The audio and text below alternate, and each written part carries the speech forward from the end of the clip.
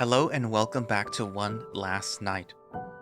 We'll be continuing where we left off, which, if you recall, is after Xavier and Dorian arrived at like this little cliff that you see right here, actually, that overlooks the ruins of the city and the suburbs. And Dorian did it so that Xavier could see what was basically left of society. That the city is in ruins, and that the suburban area is basically covered in a forest now. And the whole area is basically overrun by the Faded. There's also a scar that Dorian pointed out, at least to himself, that I don't know if you can actually see it in this picture because I don't see it per se, but he knows that it's there and that it's basically surrounded by Faded. But yeah. So my guess is that this next part is going to be where they actually reach Haven, because they've been making a point of saying like, oh, we're going to Haven, we're going to Haven. But yeah, hopefully everything's all right. Anywho, oh, also, it turns out that Dorian was one of the founding members, so that's an interesting thing to point out. But anyways, well, let's continue and see what happens.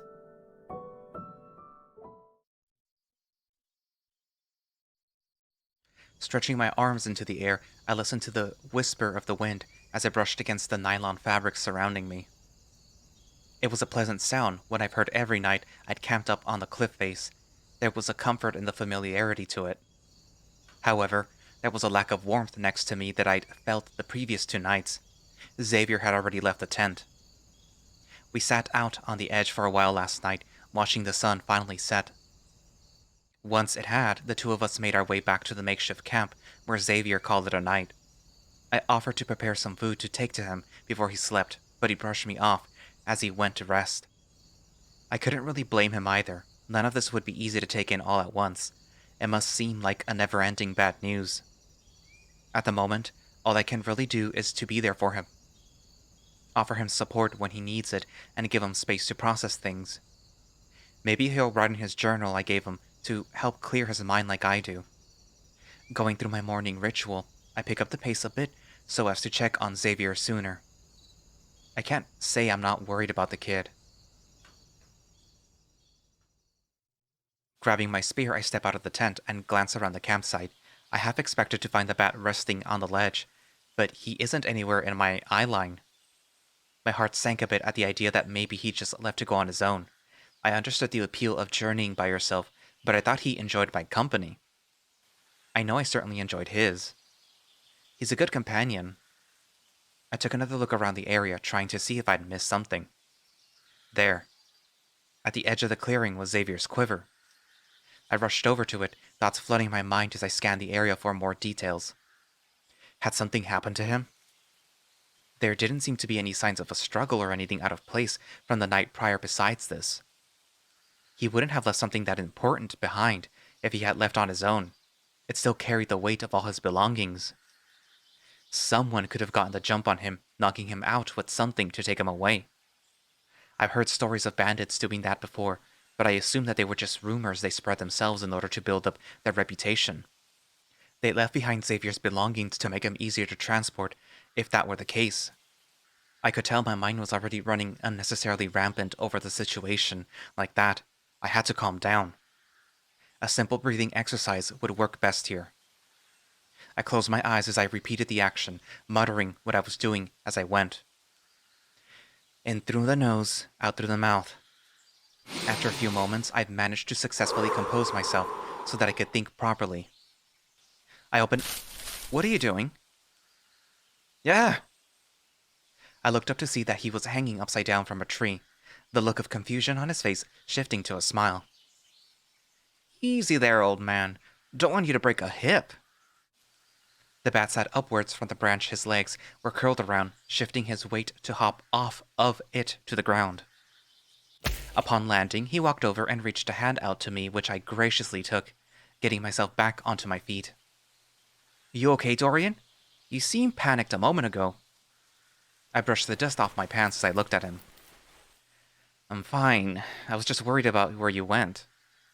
Why? Well, I saw your stuff sitting there, and I thought something might have happened to you.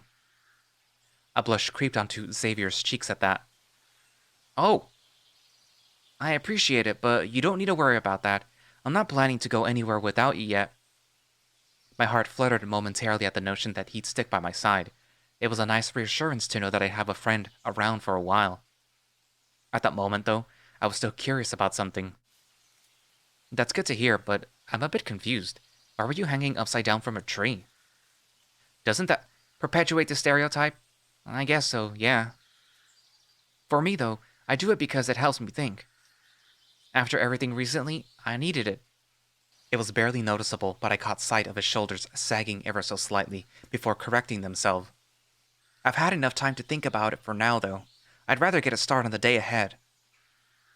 Crouching over, he picked up his quiver and started to move towards the campsite. As the bat tried to walk past me, I put a hand on his shoulder to stop him. You know, you're not alone here. It's okay to let yourself feel over this. I'm here for you if you need to talk about it. Xavier released a shuddering sigh at my words and brought his gaze to mine. I know, Dorian, I know. Not right now, though, not here. We can talk when we get to Haven, okay?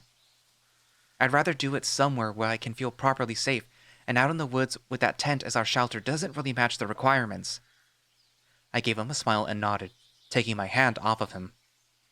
All right, whenever you're ready. In the meantime, though, mind making us some breakfast? The grin returned to his face as he went off to tackle the task at hand. I glanced at the sky, seeing that the longer dawn was still present. We'd reach Haven by tomorrow morning at our current pace. As an idea began to form in my head on a way to take Xavier's mind off the current events, I figured it wouldn't hurt to take a little more time to get there. So I turned back towards the woods and started my search.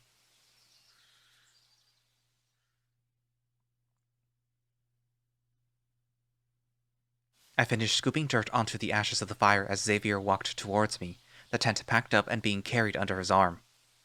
He spoke up as he attached it to the bottom of my pack. That should be everything, right? We're all good to head out now?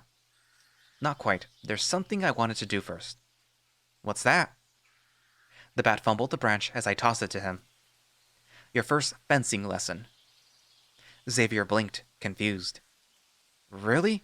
Right now? Why not just wait until tomorrow at Haven? Because, as I've said, you never know what might happen. Plus, with the first Morse code lesson under our belts, I need to even the mentor playing field. The bat rolled his eyes at that, a smirk on his face as he slid his quiver off to the ground. Again with the movie stereotypes? It never hurts to be cautious. Doesn't mean you always need to seek out how life imitates art, old man. I absolutely do. How else am I going to establish myself as a main character? Xavier laughed at my retort. Whoever said that you were our protagonist? Why wouldn't I be? Because I'd make a much more appealing lead. Oh, really? Absolutely. Seeing as I'm learning most of the things about this world all at once, it would make sense for it to follow my perspective. The viewer learns along with me as we go, which makes it easier for them to relate to me. I'm also single, meaning there's more opportunities for romance to brew with me. I'm the total main character package. I can see why you'd be appealing for sure, but it's a trope that gets used so often that some would find it refreshing to have someone more experienced at the helm. I have my own goal established already, that is sure to get people interested, and having you around lets me explain things to the audience. I'm handsome, cunning, and brave, the three traits people love to see in any hero. Oh, so you're a hero now? Always have been, kid. Then what does that make me? Isn't it obvious? My sidekick. You wish, old man. Care to prove me wrong, then? I hoisted my own branch in the direction of the bat, shifting into a ready stance. I'd love to. He raised his own stick to me in response. En garde. I moved forward, clashing the tip of my replacement blade with Xavier's. I knocked it out of the way with ease and put the end towards his chest. Really gave me a run for my money there, huh? His grin broadened at my gloating. I'm warming up. He lifted the branch into the same position once more, and I did the same. En garde! The two of us continued our practice for another 20 minutes or so, the sounds of our clashing branches and shuffling feet encompassing the clearing. While he tried his best to score a point against me, I watched his performance and called out tips as we went. Sure, it might have been better to explain the basics to him, for lack of a better term, right off the bat, but I was curious to see how he could adapt to the fencing on his own. Considering he came close to scoring against me a few times in the process, he was a faster learner than I expected. I felt an odd sense of pride bubbling up in my chest over it. Maybe there really was something to all this mentor business that movies like to hype up so much. Our breathing was a bit labored from the exercise, so I lowered my stick and stood up straight. I think that's enough training like this for the moment. Good work, kid. Thanks, Dorian. He reached into his pack to get a bottle of water, and I did the same, stretching out my muscles in the process while he sat. I was happier now more than ever that I'd taken the time the last few years to start working out again like I had in high school. Not only had the exercise proven useful during the apocalypse, the mental clarity I felt both during and after was incredibly satisfying and proved useful in sorting my thoughts. The process had also proved to be a great stress reliever, especially when done with a friend. Focusing back on the situation at hand, I put the water back in my bag and walked over to Xavier to help him up. One final lesson before the road. Now that I've seen your natural skill level, I want to teach you a few basic things that'll improve your ability. I get into the starting position and motion for Xavier to do the same. Your beginning stance is called on guard. You take your dominant arm and hold it out, leading with the corresponding leg. I take a step forward with my right leg and hold the tree branch out. Since you're left-handed, you'd extend your left leg and arm equipped with whatever weapon you'll have. Normally, you'll be using a fencing foil, but you'll likely have to adjust to other armaments. Xavier mimics my stance, mirroring it as best as he can. Notice that I kept my knees above my toes. It'll help keep your movements sharp. I watch as he attempts to correct himself, the playful part of my brain kicking into high gear. If he wants to tease me about my love of media, I know exactly the scene to recreate here. I walk over to the bat and without a word press myself into his back and hold him tight as he suddenly tenses. What are you helping? Just relax. I adapt myself to the curve of his body, making adjustments to the way that he's positioned as I hear his breathing quicken. My hands caress his forearms as I bring his elbows into the crooks of mine, while working around the wings, gently moving them in a way that will help us pose. Simultaneously, my knees are adjusting his to make sure that they align properly with his toes. I can tell Xavier enjoys the touch, clearly needing contact after so long alone. The rapid beat of his heart gives it away as it thrums against my chest. The warmth of our bodies so close as I slide my hands down his sides to fix his posture, lingering at his hips as we stand there. Satisfied, I step back from the bat with a smug smile, knowing that my teasing went perfectly. I can see the red in his cheeks from here. The tease was also not without purpose either, as his stance is as perfect as I'd ever seen from a beginner. Point Dorian. There you go. That's how you should be starting off. How does it feel? Like you're a teasing asshole. Xavier mutters his response slow enough that I can't quite catch it. What was that? I said it feels more natural. I'm not entirely convinced that's what he said, but I let it slide for the time being. Next, we'll cover the advance. Do I need you to fill me up for this part too? I laugh at the snark. Don't worry, I'd had my fun for the time being. Now you start with your forward foot, and then move with your back one. Make sure your heel lands first, not your toes. I take up an on guard once more and display the advance, extending the tree branch forward. Then do the opposite with the retreat. Back leg, then front leg. I follow my own instructions to finish the example, gesturing for Xavier to follow suit. His first attempt is somewhat wobbly, but after a few tries, he gets the hang of it. Excellent. Lastly, we'll cover the lunge. To actually get your foil to your opponent, this is the move you need. You'll want to kick your front legs forward and push off with your back one. I demonstrate the action for him. You'll have to find the movement that suits you best for this the more you practice. Some prefer to kick their leg higher for more air, while others go further forward. It all depends on the person. I watch as he follows my instructions, testing out a few different styles before finding one that he seems to enjoy. That should cover the basics for the moment.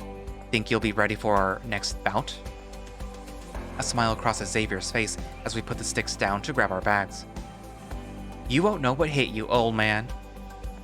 We share a final laugh as we glance at the campfire for anything that we might have left behind, Xavier's eyes lingering towards the cliff before he shakes his head, as if to snap himself out of it. The bat speaks up as I turn to leave.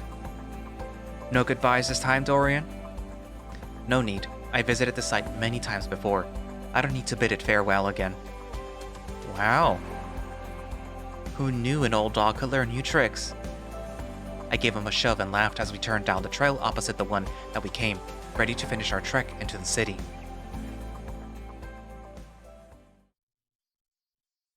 It wouldn't be a long journey until we made it to the suburbs, bringing what I'd consider the first half of our journey to a close. It took a few moments before a conversation could be struck up to review the schedule for the day. It was fairly simple. Make our way out of the woods, journey through the suburbs, give Xavier a lesson on scavenging, and walk a bit more before calling it a night. Taking a glance at the sky above, we seemed to be right on track, if not a bit ahead of schedule. Haven was only a day away. I couldn't help but wonder how everyone was faring there in the weeks I've been gone. It may not have been the longest time, but life had a way of changing things in an instant. Someone had likely been selected to fill my position on the council to help keep things running smoothly, but who could it have been? I knew a few had their eyes on the job even before I'd left. Whoever it was certainly deserved the chance at helping everyone. Maybe Thea or Oliver had finally stepped up. The twins were incredible at what they did, and either was more than worthy in my eyes. The German shepherds were a main asset in keeping the camp clothed and armed, both being prodigies in their respective fields of blacksmithing for the former and fashion for the latter.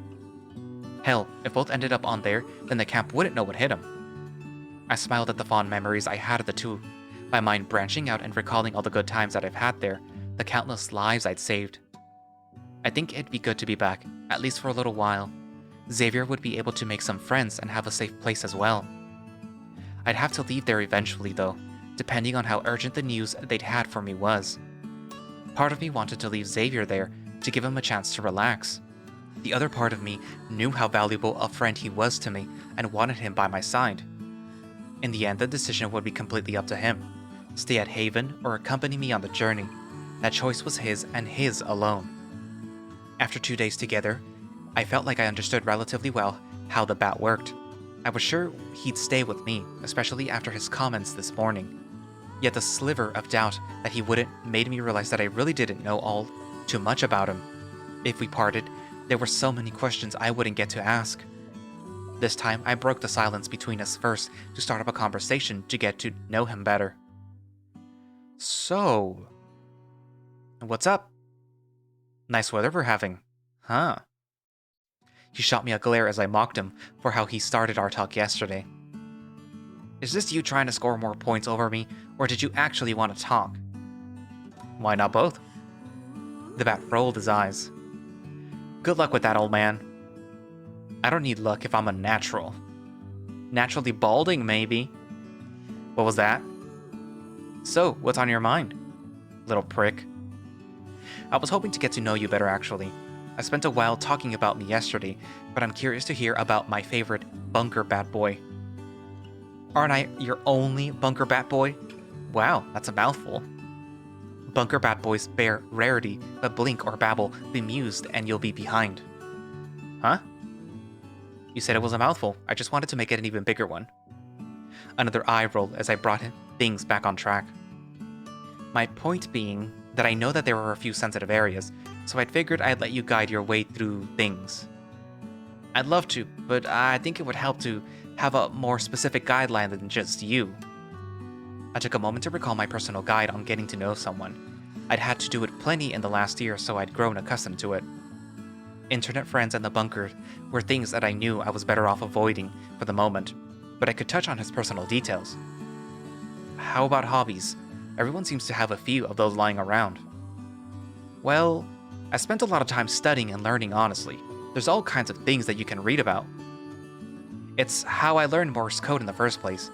I've read a lot about history, seeing how those ancient civilizations evolved into modern society. Evolution in particularly always caught my eye. Why could some species adapt to walk upright and speak all kinds of languages, while others seem to stay stagnant in the process? There's all sorts of theories regarding it, an unfortunate few mentioning eugenics.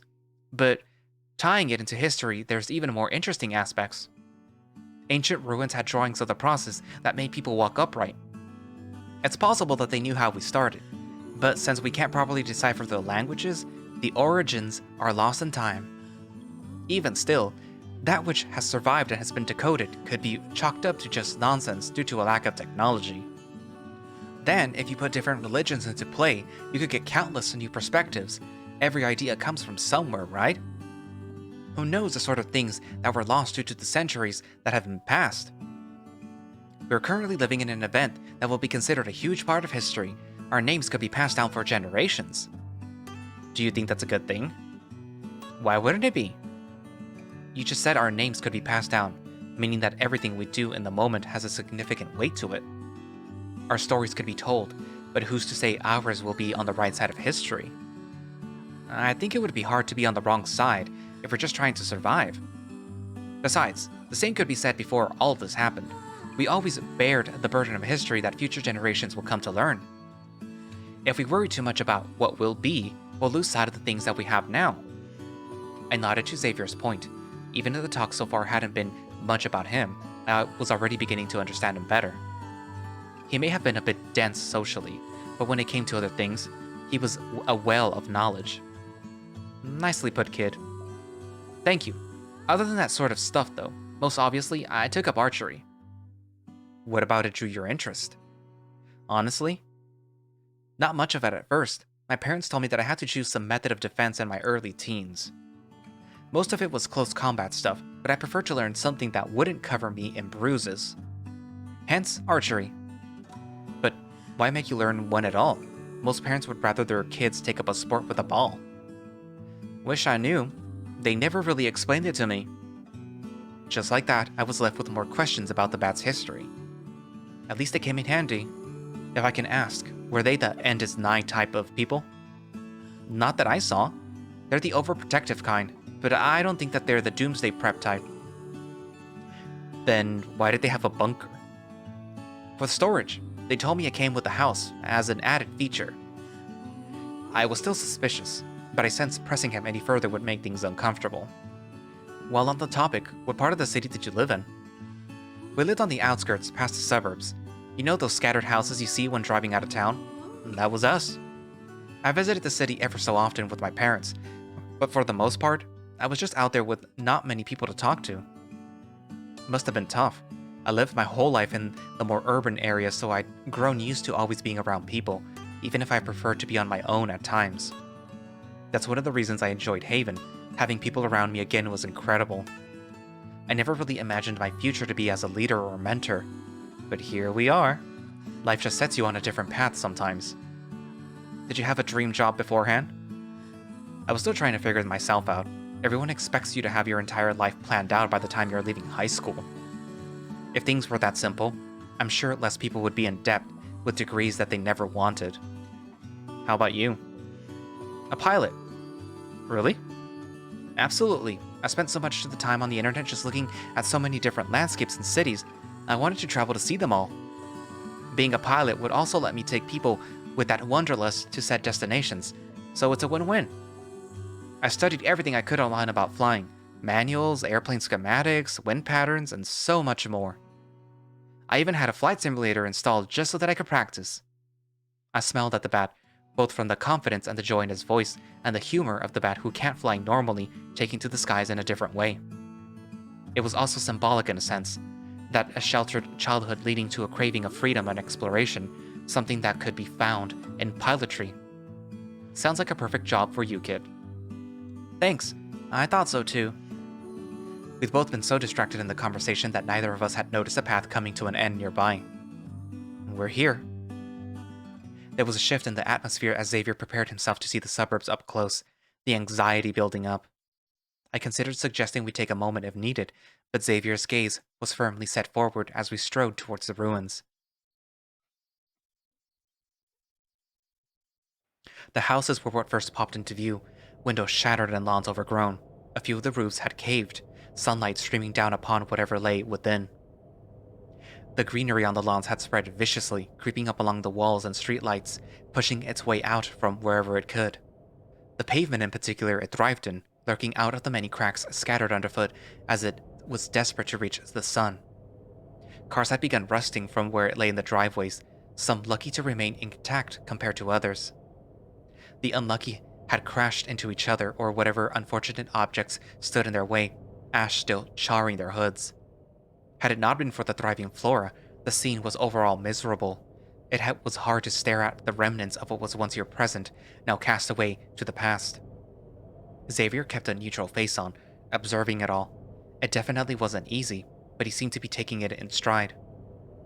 So, which way are we headed? I jerked my head to the right. The base is up north. Trust me when I say that you'll know when you see it. Let's go then, old man. No time like the present and all that. Xavier strode forward confidently, wasting no time moving ahead. I picked up a light jog to catch up with him. I admired the enthusiasm, kid, but we need to be cautious. The outskirts may be safer, but it's still dangerous out here. All the more reason to reach Haven faster. If we rush and make mistakes, though, it'll only cause more trouble than it's worth. I continued before the bat interjected. We'll get there in due time, Xavier. Impatience will only be our downfall. For the moment, just take everything as we go, alright? He looked as if he was about to try and rebuke that, but paused and took a deep breath instead. You're right. Patience is a virtue, as I say. I nudged him in the shoulder. Look at you. You're starting to sound like me. I was wondering why I felt extra wrinkly this morning. Ha ha, very funny. We continued our banter as we walked further into the suburbs and away from the trails where our journey started.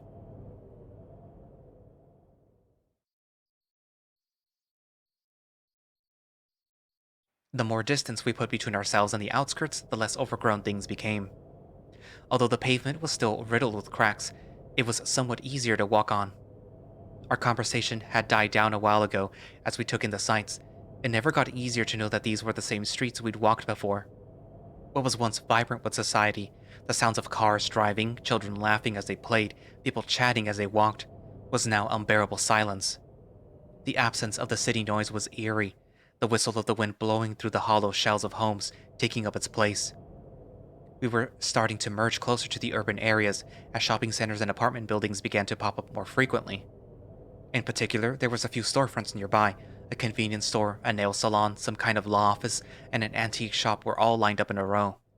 The rest of the shops had been crushed by falling apartment buildings, but the separate parking garage that was once accompanying it seemed mostly intact. It was exactly the area that I intended to bring us for our next pit stop. Okay, kid, let's pause a moment. The bat had seemingly been zoned out as he snapped to attention at my words, taking a few moments to process them and respond. Bat give out on you already? Following his lead with prior conversations, I continue as though he never said anything. This seems like a good area to stop for our final stop before Haven. What are we doing now? Another lesson. What do you see around us? Xavier took a moment to look around. Ruined buildings, like all the others we've passed? And why would we stop in this area specifically? I could practically hear the gears in his head turning. Oh, I know. Say it then. We're here to get our nails done. Exactly. Wait, what? They've got a hat polished at the salon, and we can loot it for some of the colors. I used to practice on myself when I was at home alone sometimes with my mom's supplies. That way, when I have a friend to do it with, I'll be ready. Now, I think a nice light blue with periwinkle could match the red of your flannel. Meanwhile, a royal purple would work best for me. You're joking, right? Of course I am. Okay, good. You had me. Obviously, I go with pink. Just like my scarf. I always wanted to bond with someone like this, and we can still treat it as a lesson if you want. He was so close to connecting the dots, it had fallen so far from the purpose of the question, it was almost impressive. How could Xavier be so smart and mature at times, yet so dense when it came to seeing the point? No, Xavier. You were on the right track, though. Oh? Then why? We're here to scavenge. While we can get supplies from Haven, this will serve as a good teaching moment. It'll help in the future, like a supply run, for example. Not letting the opportunity escape him, Xavier brought his gaze to mine. So, we can still get the nail polish? I sigh. If they have any leftover bottles, sure. Sweet! Teach me the way of the scavenger, then, mentor. He gave me an overly exaggerated bow to accentuate his point. We'll start in the most obvious place to look for resources, the convenience store. By now, though, it'll likely have been thoroughly looted. Still, it never hurts to check, because if we do find something there, it would make things awfully convenient. I enjoyed the unamused groan I got in response to my pun as we approached the store. The pavement underfoot began to crunch as we stepped onto the shattered remains of the big windows. I got a better look as we entered and saw that the inside had been pretty much what I was expecting. All freezer doors had been smashed and left more glass amongst the debris of the ground. The shelves were toppled and bearing nothing but empty bags. Empty food bags, lottery tickets, receipt papers, and other miscellaneous garbage was strewn about. I call this a lesson, but in the end, it's more like common sense. I can provide a few tips, but you should always rely on your instincts. For example, it's important that we leave no stone unturned. It's possible a can might roll under a shelf or behind some pieces of broken ceiling tile. Got it! With the bare minimum said, the two of us began our search of the store. Xavier started by the shelves, checking to make sure everything was truly empty. I went behind the counter, brushing aside the lottery ticket and empty cigarette packets that covered the area. Were things really this cheap? I peeked my head up, confused by the bat's statement. What do you mean? It's just that the prices seem lower than I remember from when I accompanied my parents to go shopping. I moved from my position over to where my companion is to see what prices he's looking at. Sure enough, the cost is what you'd usually find in this type of place, slightly more expensive than a normal store so they can turn a profit. I'm not sure where you were taken to shop, but it must have been some kind of scam place. These are the prices you'll find at most corner stores. Regular ones have them even cheaper. Huh. I guess my life may have been a bit more pampered than I realized. I continued to search as we talked. What did your parents do for a living then? They always said that they were janitors.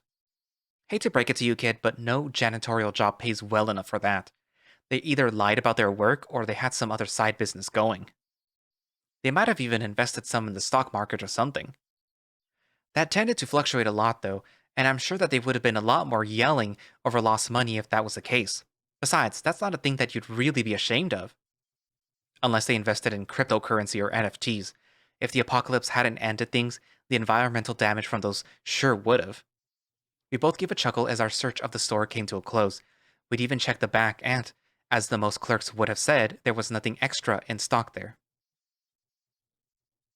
The other three stores yielded mostly similar results. I was lucky to find a mostly undamaged notebook in the law office, and Xavier found a few different polishes at the salon.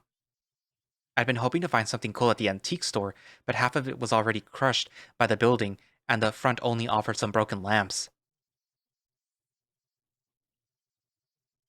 It's too bad about this place.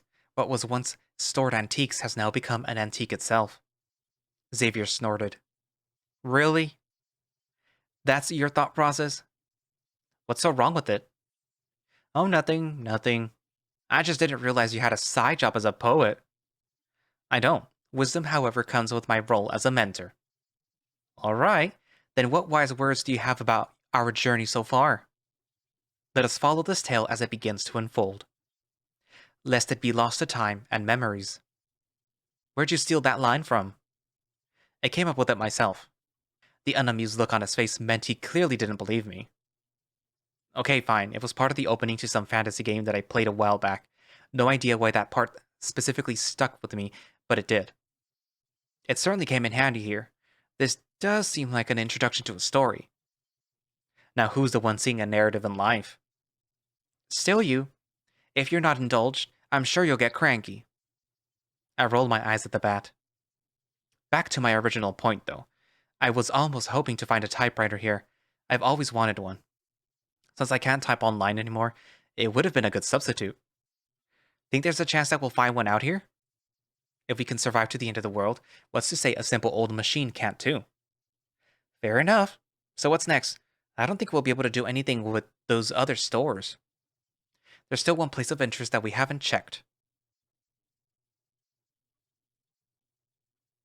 I hooked my thumb to the right of the direction of the parking garage and started walking. Why there? While most people focus on the stores, they often overlook cars. There's more to be found in them than you initially think. Like what? From personal experiences, I found some good blankets and pillows, a few backpacks, and a variety of self-defense items from pocket knives to pepper spray. As morbid as it is, it can also be fun to try and piece together what kind of person drove that car. What someone has in their car can tell a lot about them. Did you have a car? I did. It was a nice sedan. What did you have in it? We don't need to discuss that. Sensing that he had struck gold, Xavier intensified his stare as his smile widened. What was in your car, Dorian? What are you hiding? Oh look, we're here.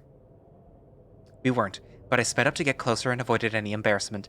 I wasn't sure if I'd even had anything in there that it was damning. I just wanted to avoid giving the bat further ammunition.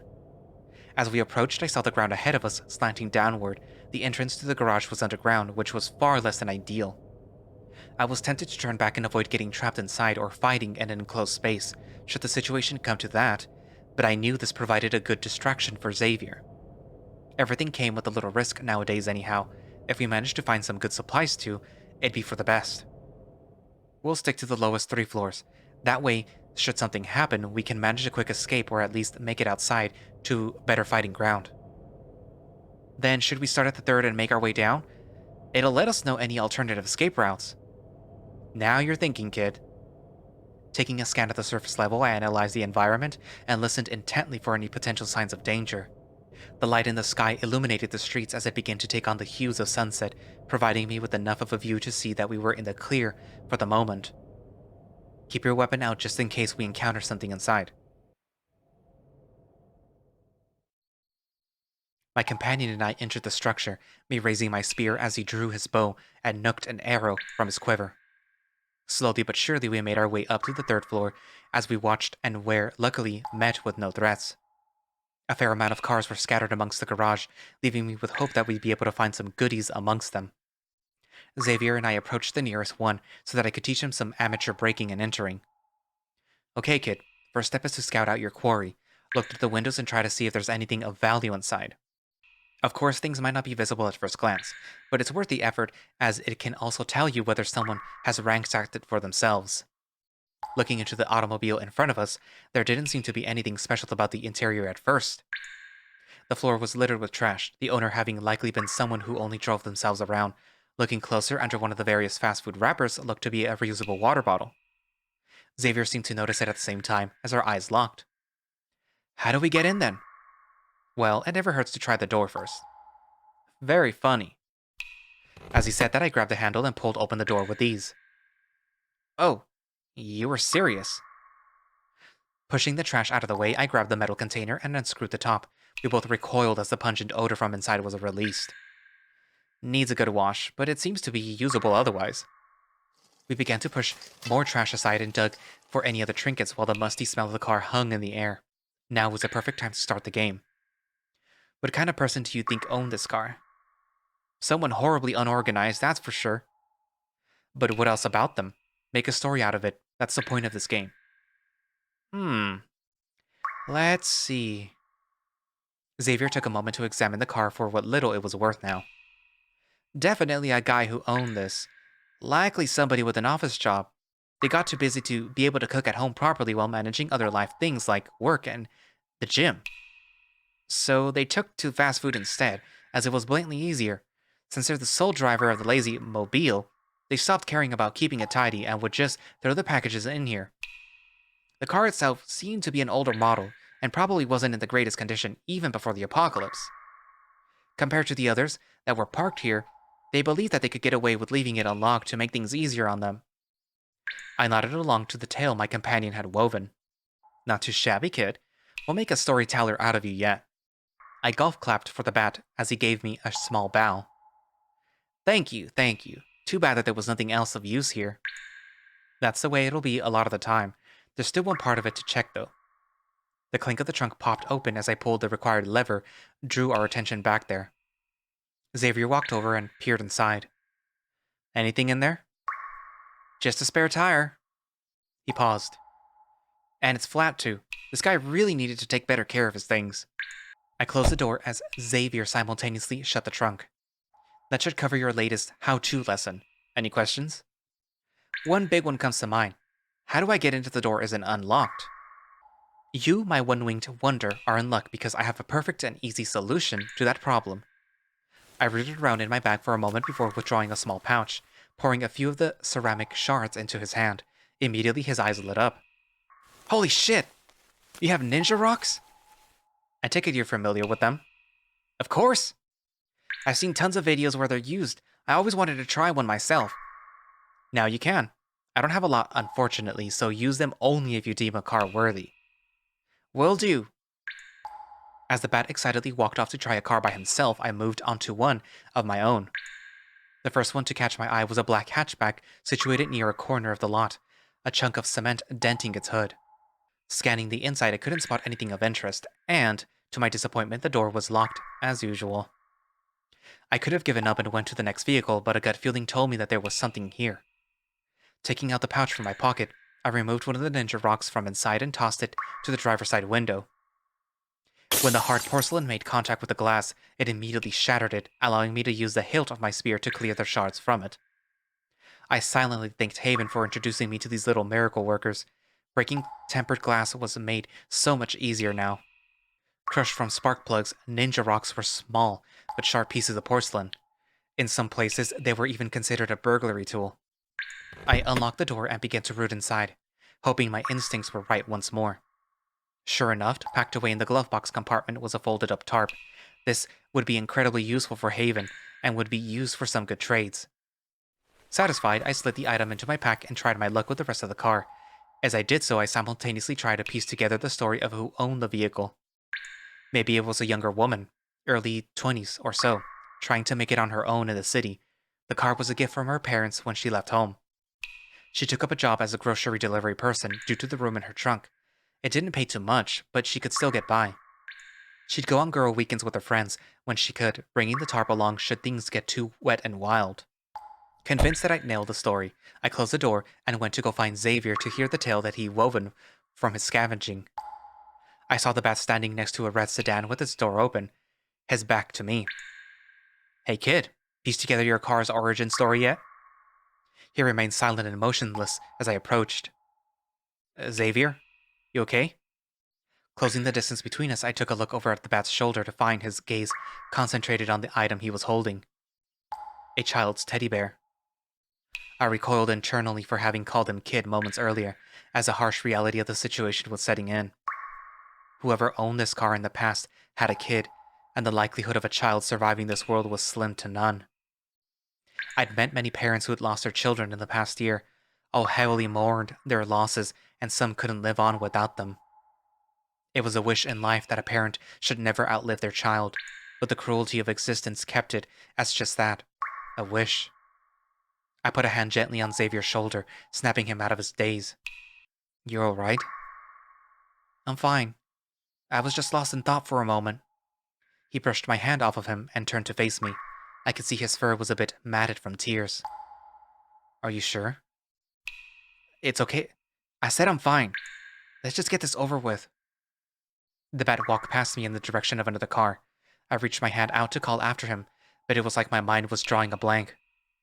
I slowly let it drift back down to my side as I watched him go. The bear was still clutched in his hand. I popped my spear against the car and let out a sigh as I arched my back, the amount of times that I had to bend over to root around getting to me. Xavier and I finally managed to work our way back in the first floor, looting as many cars as we could. The parking garage had turned out to be better than I expected. We found a half-used pack of matches, a multi-tool, some duct tape, and a huge stock of luck in one car having several cans of food. A majority of the first floor vehicles turned out to be looted, bringing a close to the task earlier than expected. The one I had just finished had seemed promising, but produced nothing of value. I slammed the door, close to go, and find Xavier, whose mood had brightened a bit since earlier, but something seemed off. The noise from shutting it felt quieter than it should have. I did a sweep of the garage, keeping an eye out for anything different than when we were down here earlier. A thought poked at the back of my mind as I had the urge to test it. I picked up a piece of fallen concrete, tossing it to the ground in front of me to listen to its clatter. Once again, the sound was muffled. Fuck. This wasn't good. Over the past year, I'd heard stories of this sort of thing happening. though the last account had been so long ago that I'd hoped it had vanished. There were too many stories of it, all so familiar, for me to pass it off as an urban legend. What few had claimed to have seen, it talked about its brutality, often leaving nobody alive in the process. I'd written down the common themes about its traits in my journal. I began to walk as quickly as I could using the sides of my feet, a method that limited the noise made by your footsteps. I reached into my bag to pull out the journal, flipping through the pages as I had the day prior to find the entry. There. The silence. Rank S, status unknown, height approximately 10 feet when all fours, features empty eye sockets, claws, fangs, rodent-like head, bony, near pitch-black skin. Ability, drains all the sound from the environment to heighten its own hearing. Range, currently unknown. Weakness, unknown. This was by far the deadliest fated to have appeared, should it be the one and the same. We had special lockdown procedures in case it reared its hunting head. What little resonance had accompanied the abandoned structure had been silenced, increasing my overall worries. The monster was closing in. And Xavier was completely unaware. I couldn't take the risk of calling his name, lest the creature hear it and come running. We had to be careful. Moving at such a fast pace in an awkward way was not easy on my feet, but I ignored the pain in favor of saving our lives. I rounded the ramp, going to the next floor, and narrowly avoided running straight into the bat. He opened his mouth to speak, but I clamped my hands around his muzzle, causing him to struggle momentarily in surprise. I held up the journal entry, his eyes drifting over and reading while the color drained from his face. We made eye contact again, and he nodded so that I could let go of his snout. I gestured to my feet so that he could see how I was walking and imitated it, carefully moving towards the entrance. I looked behind to make sure that Xavier was following suit. The stepping method was a bit awkward at first, but he soon got the hang of it as we continued forward. I silently moved around the wall to the exit ramp, holding my hand out behind me to stop my companion from going any further. I peeked my head out as to view the world above, watching carefully for any sign of the silence. I felt its footsteps moments before it came into view.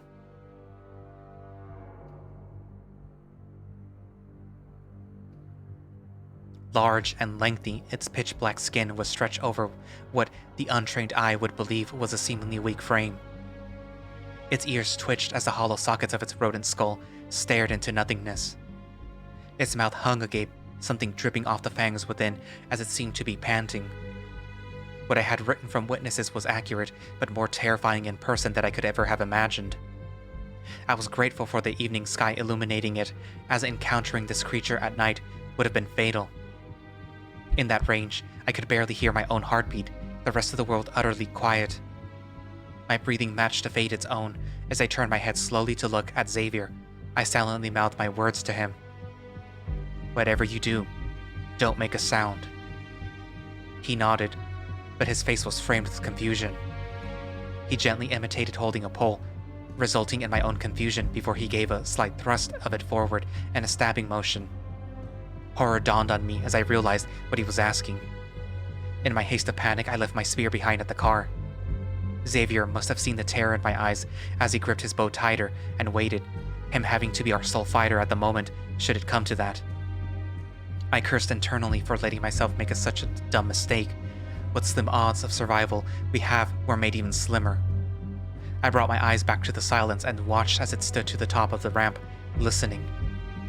We held our position for several minutes, not daring for a second to try any further movement in case of the worst. It raised a paw, beckoning to step in our direction. Whatever noise it heard us make earlier, and must have decided it was enough to investigate. Before I could even signal Xavier, however, his head jerked upwards and my heart skipped a beat. Was our cover blown? Instead, it broke into a dash and bounded to the left and out of sight. The environment gradually gathered its ambience once more as the monster left, Xavier and I still terrified to make a move. When I deemed it safe enough, I ran to grab my spear and met back up with the bat. We shared a look of understanding and carefully snuck our way up the ramp. There was no sign the silence was here anymore. With a nod, we broke into a sprint and ran off into the distance, my eyes momentarily drifting to where it had stood. A small pool of blood sat on the ground, rippling from our movement. We weren't the first thing that had hunted that day.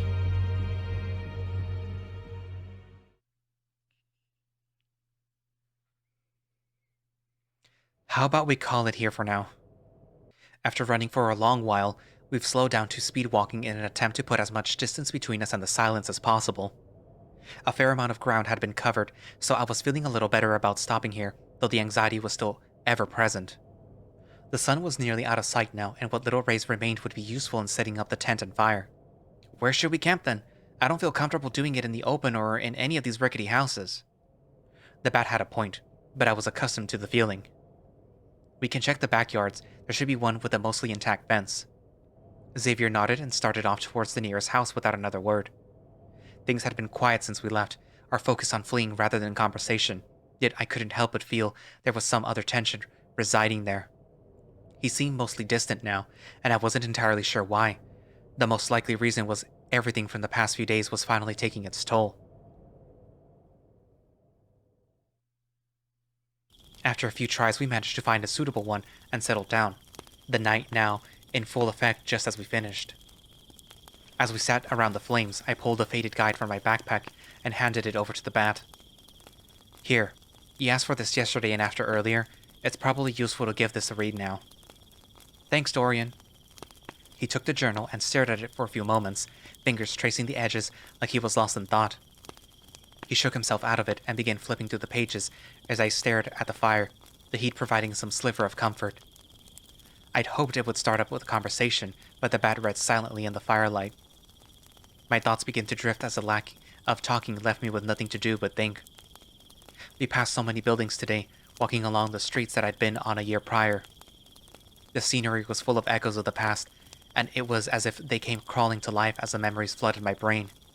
Countless days wandering as I craved a way to escape my busy life as a youth. Step after step of trying to kill time while I waited for the love of my life to come home from work. Strolling right alongside him, drawing from the endless swell of comfort that came with being around him, and wondering how I'd gotten so lucky to find him. It's a fickle thing, trying to find the sense of belonging each of us yearn for so desperately. You have it sometimes, and you feel relaxed. Until it's gone and you're left reflecting on it all. Each street post and lawn ornament may have been something to glance past once, but each held significance to what would now be considered my old life. They reminded me of the past that I wish could be my present and future, the emotional surges of my memories holding both good and bad times alike. There was so much I regretted having never done when I had the chance, opportunities lost and paths never taken. You never truly realize the things in life you take for granted until you find everything you've ever known stripped from you. It really makes you think about what you would have now in that moment. Have you truly lived your best life if you find yourself full of so many regrets? I asked the question under my breath, exhaling with it a fraction of the worries that liked to run rampant in my head. I don't know. I'm startled from my stupor, not realizing Xavier had heard my pondering. I went to explain myself, but he continued his train of thought instead. It depends a lot on the person, I think. Some prefer to coast by, taking whatever way is easiest for them and allowing the grievances to brush past. They'd focus on letting things go and moving on, almost like they're afraid of conflict and the real world. He sighs before speaking again. And then there's others, those in life who want to do more and want to be more, who feel trapped. They struggle and fight to forge a path in life that they want, oftentimes suffering because of it. All they want to do is to be themselves, but sometimes they may be blind to their own reality and not see it for what it truly is. A prison. Almost like those old stories of an heir in a tower, that they only know what they're told and live peacefully in said tower, as it's the only life they know. They foolishly trust the people keeping them there, because why wouldn't they? They haven't done anything to purposely hurt them, at least that they knew of. But cracks form, gaps in trust, slowly but surely. That window keeping them and the world separate begins to resemble a spider web. And when the day comes that the glass shatters, does everything up until that point count as their best life? Or does their life truly begin from the moment forward? Unlike the air, we don't often have someone to rescue us and change our fate. We have to do that ourselves. It's not as easy to escape on our own. We may even succeed only to have the world bite you just for trying to be yourself. And what the fuck is wrong with just being you? Who are others to say it's not okay to be who you are just because it's not their own life? That's why it makes everything else so much more difficult. If the world rejects you, why not just run back to the safety of the net of the false reality that you were given? That can only last so long, though. That trust is already broken, and despite how much you try and pretend that it's fixed, despite not even addressing the issue, it all becomes a ticking clock. It counts down the minutes left that you don't even know you have until the rug is ripped out from under you and you're sent falling into darkness. You're left alone and scared and confused and trying so desperately to figure out what the fuck happened and where it all went wrong. Wondering if this was your fault, if you deserve to be trapped like this. The silence slowly drives you mad as time passes. And all you can do is wait until one day when the world becomes loud again. Xavier pauses, taking a moment to wipe the tears from his eyes. We can't know whether we live our best lives because no matter what, there will always be regrets over our actions. The life we have now is the only one we've got, so we shouldn't focus too hard on the past despite what pain may lie there. We should focus on bettering our future by improving our present. Xavier was trying his best to keep his face neutral, an attempt at holding back further tears and averting meeting my gaze. I didn't know much about his past, but it was clear the speech wasn't just his opinion. He'd been talking about himself. There was so much to Xavier I didn't know, putting in perspective just how little time we'd actually spent together. Whatever traumas he'd faced, the impact of the world at large was causing all the emotions he'd hidden away to bubble up again. I couldn't stand seeing my friend like this, so clearly in pain. I know he wanted to talk it out properly at Haven, but he needed a release right now. Gently, I got up from my seat and stepped towards the bat, wrapping him in a tight hug as his facade crumbled further. You are who you are, and that's okay. Everything will be okay. And the dam burst as the tears began to flow once more, Xavier clutching at me as he sobbed into my chest. We sat there, holding each other under the starry night as the bat let out all the negativity that had built up inside. Whatever it was that his past held, I'd find out in due time. Everything would be answered eventually, but right now, I wasn't the one in need. Xavier was. And what he needed was a friend.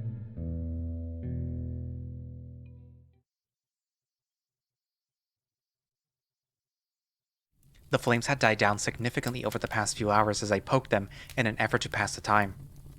Xavier and I had sat quietly there for a while, my arm wrapped around his shoulder as he let himself feel everything he'd pushed down.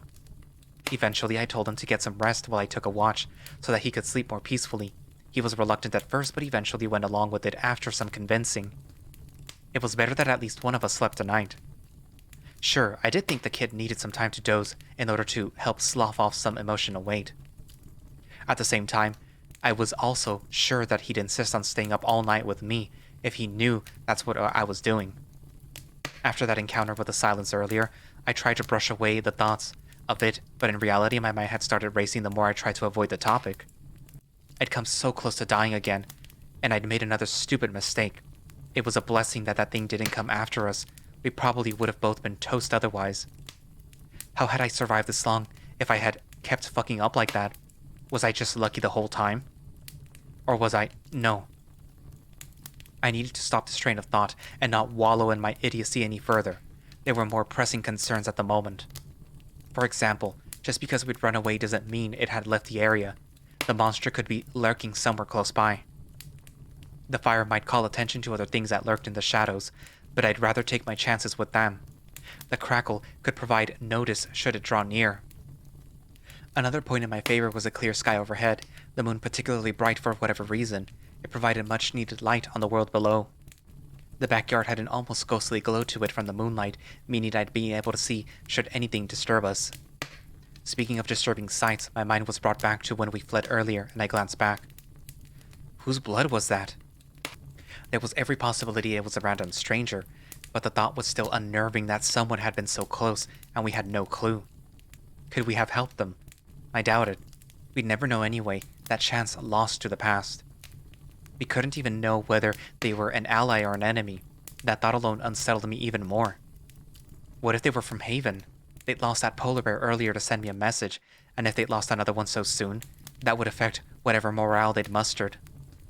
This could all be discussed further when we arrived. For now, I just had to keep watch. If I get too distracted, who knows what might sneak up on me. Dorian? Like that. I bit my lip to keep from crying out, releasing a startled and pained grunt instead. For the third time today, the bat had startled me. Xavier! I swear I'll put a bell on you if you keep startling me like that. I'm not interested in indulging your fetishes at the moment, old man. I looked up to the bat, happy to see a small smile on his face. The release from earlier must have done its work. Are you sure? I promise I don't bite too hard. I don't have a thing for dentures either, sorry. We let out a small laugh each as we talked quietly to each other, that previous lighthearted atmosphere returning with a warm welcome. I slipped the pocket watch out and checked it, surprised to see that even if I had intended to wake him up, he was early. What are you doing up anyhow? I still got at least an hour left on my shift. I couldn't actually sleep. I've been tossing and turning for a while now.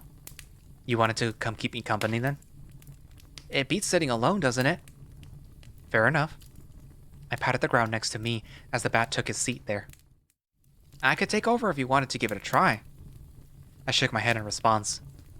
I'll pass. I was actually intending to let you sleep the night. You didn't have to do that. I would have been fine taking a watch. I'm sure you would have to, but you needed it more than me. Besides, I have too much on my mind right now, and it seems you do too. You could say that again. I'm sure you would have. My bad joke was cut off by a shove from my companion, a smile on his face. Very funny. What should we do then? We could just talk, as we've been doing. I guess, but I think I'd feel better on the move. You said that we weren't too far from Haven earlier. We should be close, but it'll be more difficult to traverse with the darkness. Seems like the moonlight will help significantly with that. I took a moment to ponder it. Honestly, I'd rather put more distance between us and the creature than sit here. I stood up, brushing off the dirt from my pants. Let's get going then. Used to the ritual by now, we quickly gathered our things and exited the backyard to the nighttime streets. With the moon so vibrant tonight, it made it easier for us to see where we were going and not to trip as we navigated to the nearest intersection. Having lived in the city, you get used to the ever-present light pollution invading the sky from the buildings below. So, when all the light suddenly vanishes, your nights are suddenly a lot darker than you're accustomed to, the shadows vast and ominous. I was a lot more appreciative of the moon ever since, and I hope that somewhere out there, Marshall was staring up at it with me. I never realized just how littered the sky is with stars. I glanced at the bat who was gazing upwards with me. Beautiful, isn't it? Absolutely. I looked up to the nearby street sign to realize that we were closer to our destination than I thought. I picked up the pace slightly as I continued my hushed conversation with Xavier. Do you ever wonder just what might be out there, so far above us? You mean other than planets and stars? Yeah, it's possible life exists out there considering how vast it is. Think we'll ever encounter it? Perhaps one day, if we haven't already. Oh please, don't tell me you're one of those aliens walk among us types. Of course not, but there are plenty of probes that have been sent into deep space. We could have made contact without realizing if one of them was faulty.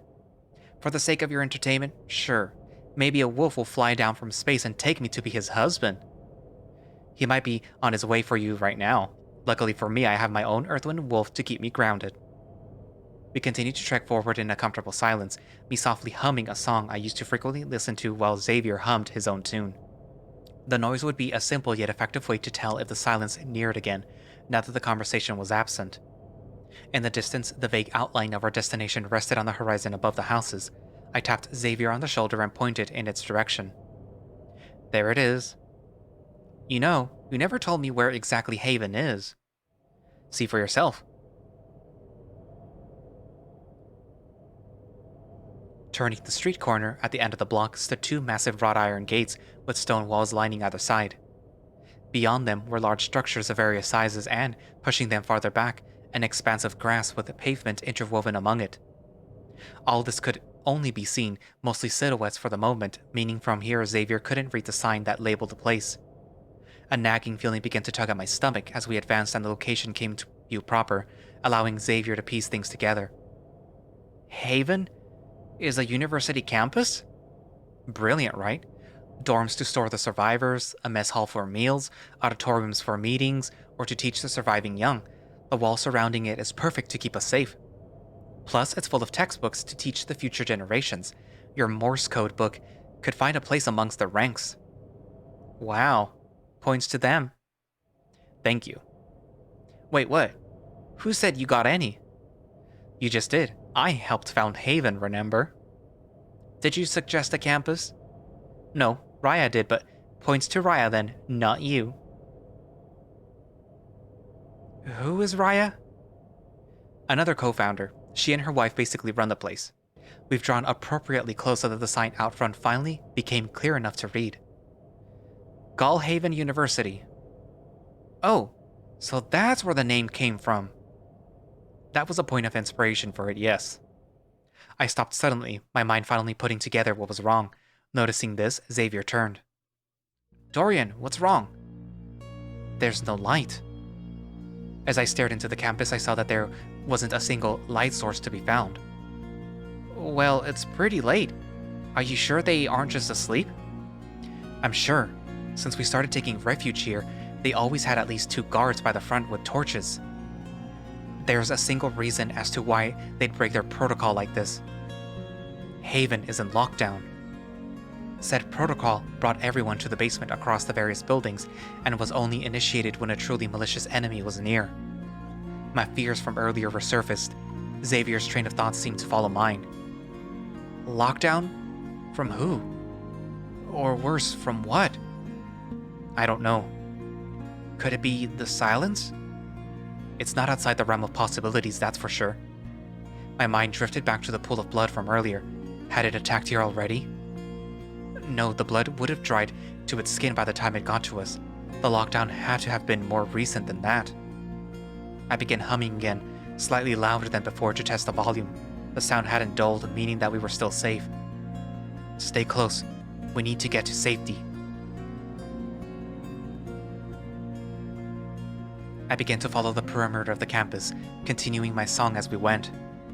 Why aren't we just scaling the walls or the front gate? It seems quicker and easier. During procedures like this, Haven keeps a back door in case any scouting parties return while it's commenced. On the off chance something made it on its premises, it'll be safer for us this way. Let's hope that they left it unlocked then. We crept alongside the large stone walls, struggling to see much of anything due to the elongated shadows they produced. If one thing were to go as planned today, for the love of God, let it be this one. Our soft hums were gentle in the air as our final stop neared. How do we get in? I doubt there's a proper door. An underground passageway. The founders of this place, the Galhaven family from which it was named, created tunnels during the Prohibition era to smuggle substances into their home on the estate. I pointed towards a statue in the distance, a stone carving of a Fennec founder. Just below there. Suddenly, something metallic hit the ground in front of us. A small metal canister was rolling our way. What the? I took a step backwards from the cylinder, but it was too late. A loud hissing noise filling the air. I didn't know what was happening, but I hoped if I ran with the bat that we could still get away. I turned, prepared to sprint, and we were greeted with the sight of 2 individuals. A human standing next to their lion companion. He was holding an increasingly limp Xavier, a cloth pressed to his face. Gripping my spear, I began to raise the weapon before I felt fabric covering my face as well. I struggled against the grip of my attacker as best as I could. Whoever he was bigger and stronger than me. I was growing dizzier by the second, the longer the rag was held there. Shoving the hilt of my spear backwards, I heard a satisfying grunt of an impact as the grip loosened. I stepped forward and stumbled, my vision swimming as I fell to my knees. I couldn't let myself go here, not now. All I could do was manage a glimpse upwards at the 3. The third member who had held me was a polar bear, as a human woman stepped forward with a grin plastered on her face. You're quite the fighter. The boss is absolutely going to love you. There was an excitement on her tone as I felt a kick to my side, sending me sprawling to the ground. My gaze drifted to the statue, a hand outstretched towards it. We'd come so close.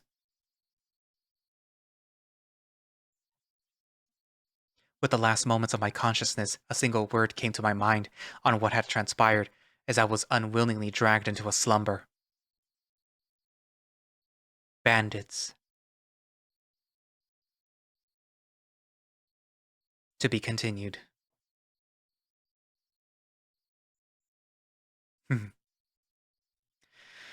Ow, my back.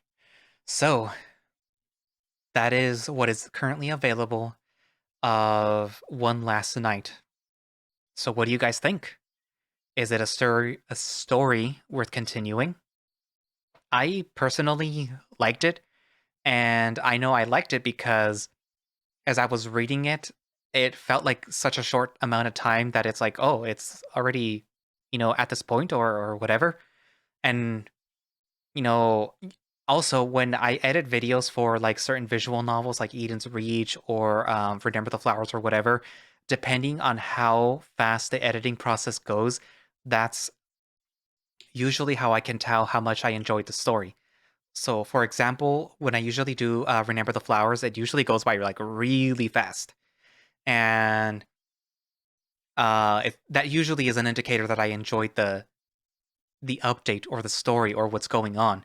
But sometimes certain visual novels, let's say one that you all should know by now that I did not enjoy reading, that one took forever to edit because I just did not like it. With this one, the story went by so fast that I didn't realize that it was like, oh, it's over already. And then the editing process, it also just goes by really fast. So for me, at least, I enjoyed it. So yeah. So what are your thoughts? Are you enjoying the story? Do you want me to continue it when the next update releases? Which I don't know when that will be, unfortunately. Also, talking about what just happened, um, it was interesting to see another one of the Faded, the Silence, and I'm interested to see if it's going to show up again because it obviously attacked someone, meaning that it's gotten its hands on someone already, whether that's bandits, which is why they're apparently here at Haven, or if it went after Haven.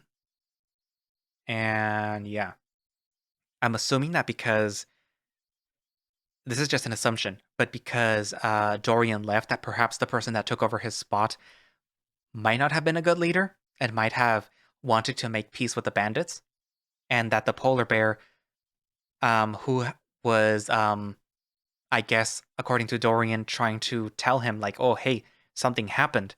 He was trying to tell him, like, oh, there's bandits at Haven now. He's trying to get help, unless he was a bandit himself. But, we'll have to see.